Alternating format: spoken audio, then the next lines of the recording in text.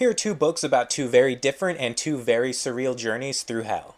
A Short Stay in Hell and The Divine Farce are two books that I didn't actually mean to read as a pair, but I was recommended The Divine Farce after I posted about A Short Stay in Hell by one of my mutual friends. A Short Stay in Hell follows a man who is being sent to hell, but only temporarily because he learns that hell is for his education and reformation. He'll eventually get out.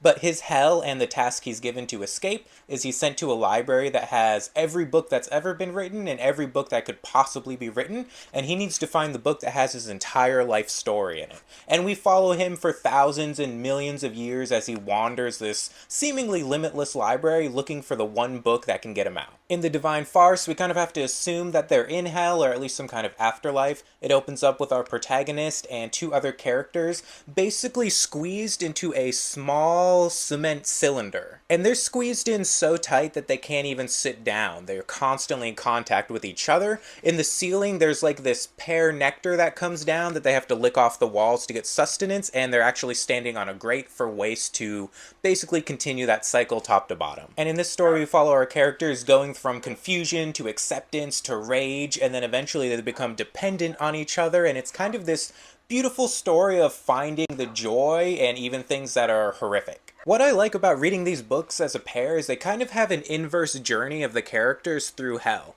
One starts with a very wide scope and at the end finds itself in a very narrow setting, and the opposite happens for the other book. Both of these books tackle themes like isolation, companionship, loss, desperation, and acceptance in their own unique way, and they're both kind of graphic and gory and gross through certain parts because these are books about hell after all.